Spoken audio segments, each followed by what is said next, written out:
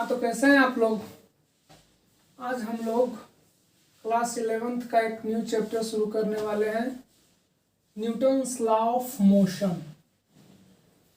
सबसे पहले हम लोग देखते हैं Newton's law of motion mechanics में आता है। मैकेनिक्स होता क्या है? Branch of physics in which we study about cause of motion. इसमें हम लोग काउज ऑफ मोशन डिस्कस करते हैं। फर्स्ट चैप्टर हम लोग काइनेमेटिक्स पढ़े थे, जिसमें हम लोग को मोशन के बारे में तो पढ़ना था, लेकिन काउज ऑफ मोशन के बारे में नहीं पढ़ना था। लेकिन मैकेनिक्स में हम लोग काउज ऑफ मोशन डिस्कस करते हैं। अच्छा, काउज ऑफ मोशन फोर्स के कारण होता है, फोर्स के कारण मोशन होता है। फोर्स के कारण मोशन क्यों होता है? फोर्स क्या करता है जिसके वजह से मोशन होता है? तो फोर्स एक्सेलरेशन प्रोड्यूस करता है एक बॉडी में, जिसके कारण मोशन होता है। काउज ऑफ मोशन किसके कारण होता है? फोर्स के कारण। फोर्स क्या करता है? एक्सेलरेशन प्रोड्यूस करता है एक बॉडी में, जिसके कारण मोशन होता है। अब हम लोग न्यूटन्स लॉ ऑफ मोशन देखते हैं। Newton first law of motion, जिसको कि हम लोग लॉ ऑफ इनर्शिया भी बोलते हैं। Newton first law of motion.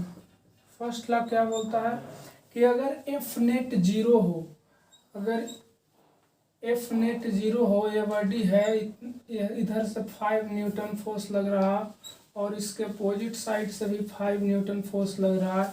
Net force अगर जीरो है तो अगर बॉडी रेस्ट में है तो रेस्ट में ही रहेगा, और अगर बॉडी यूनिफॉर्म वेलोसिटी से मूव कर रहा है और नेट फोर्स जीरो हुआ तो बॉडी यूनिफॉर्म वेलोसिटी से ही मूव करेगा।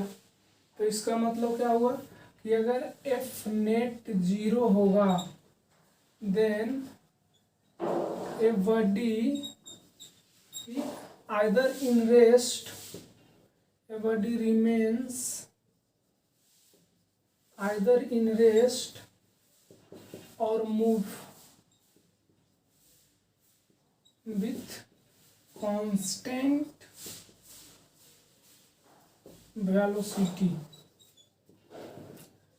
अगर एफ नेट जीरो हुआ तो एक बॉडी या तो रेस्ट में रहेगा या फिर कांस्टेंट वेलोसिटी से मूव करेगा।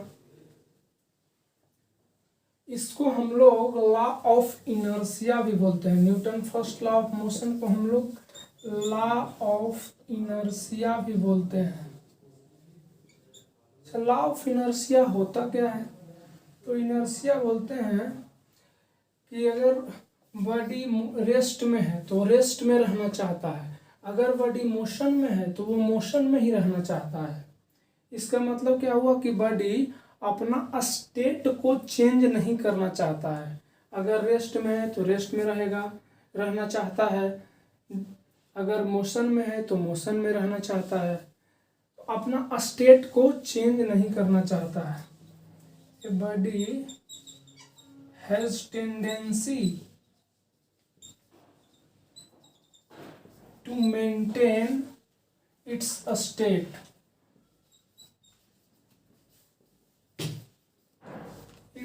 a state whether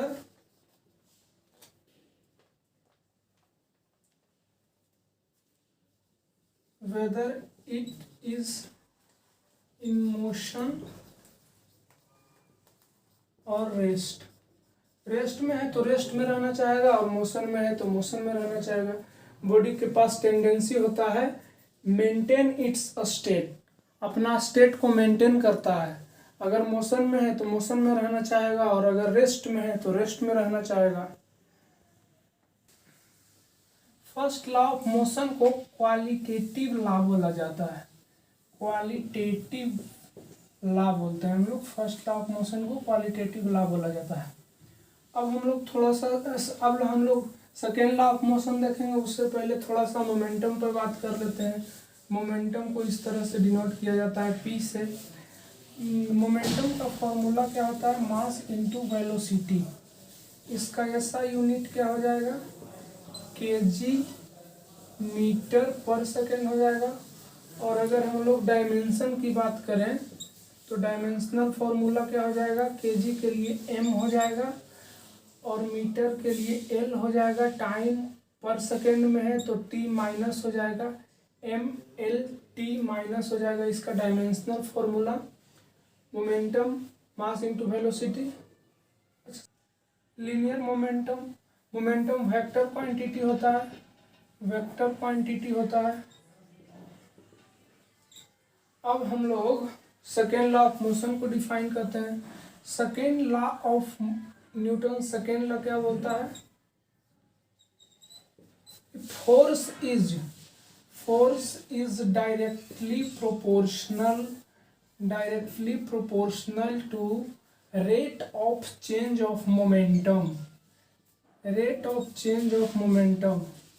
Second law of motion states that force is directly proportional to rate of change of momentum. Force equal to हो गया dp y dt। p क्या है, मोमेंटम।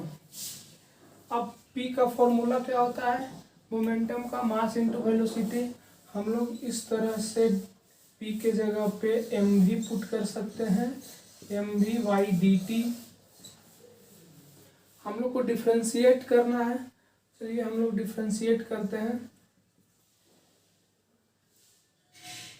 एम को हम लोग बाहर निकालेंगे तो D we Y D T को डिफ्रेंशिएट करना होगा प्लस साइन, v को बाहर निकालेंगे तो D M Y D T को डिफ्रेंशिएट करना होगा। ये हो गया जनरल।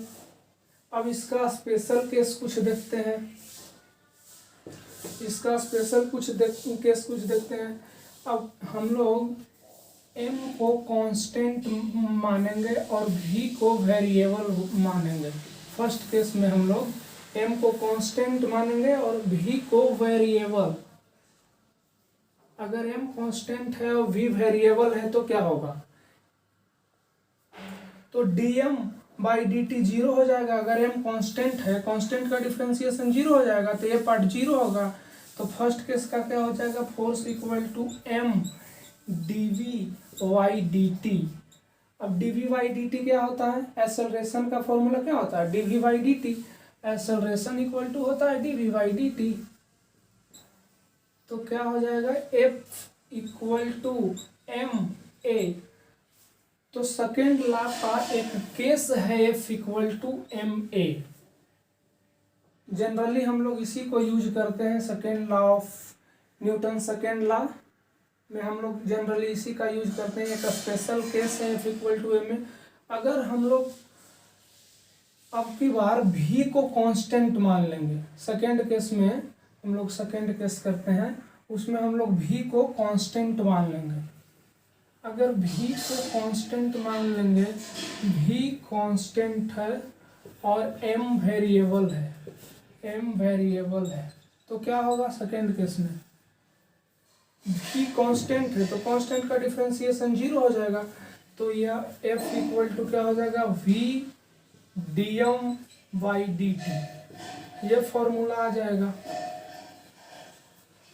ये फॉर्मूला काफ़ी इम्पोर्टेंट फॉर्मूला है, इस पर 10-20 स्टार लगा लीजिए। Newton third law of motion हम लोग देखते हैं। थर्ड लॉ क्या बोलता है, एवरी एक्शन है same and opposite every action has same and opposite reaction.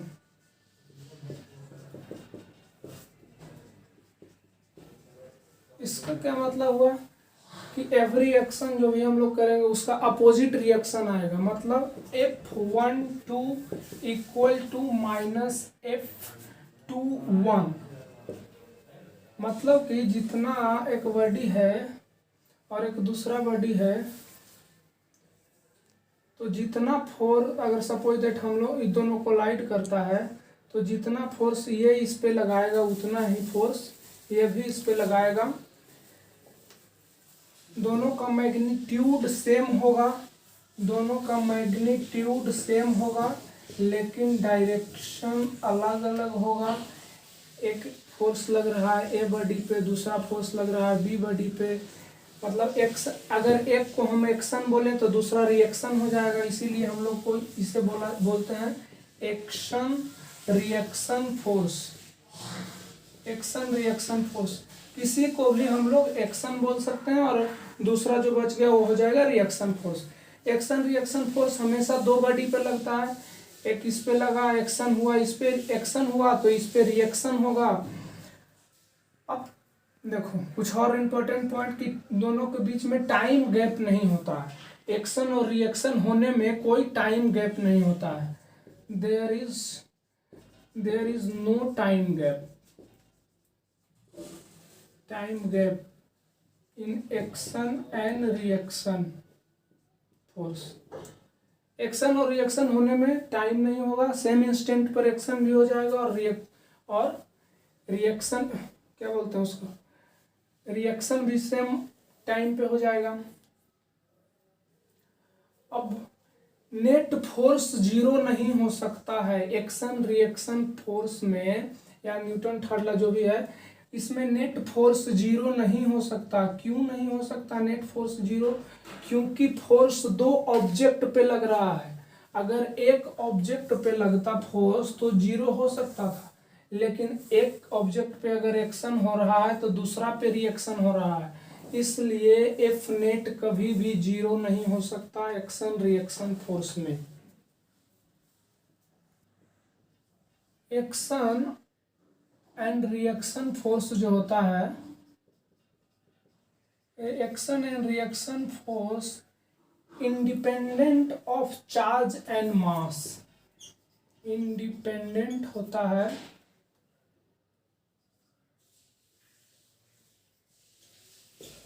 Charge और मास पे, इंडिपेंडेंट होता है। चार्ज और मास से इसका कोई लेना देना नहीं है एक्शन और रिएक्शन फोर्स का। अब फर्स्ट लॉ क्या हम लोग को बोल रहा था, फर्स्ट लॉ को हम लोग क्वालिटेटिव लॉ बोले थे, क्वालिटेटिव लॉ था, और सेकेंड लॉ था क्वांटिटेटिव लॉ, क्वांटिटेटिव लॉ। ये है फर्स्ट लॉ जो कि क्वालिटी के बारे में बताता है, और सेकेंड लॉ हम लोग को क्वांटिटी के बारे में बोला था, F = ma, जो एक स्पेशल केस हम लोग देखे थे, ये सेकेंड लॉ था। और थर्ड लॉ क्या बताता है? थर्ड लॉ बताता है प्रॉपर्टी ऑफ फोर्स, या बोलो प्रॉपर्टी ऑफ फोर्स बताता है थर्ड लॉ। प्रॉपर्टी क्या है कि एवरी एक्शन है same and opposite reaction. Sir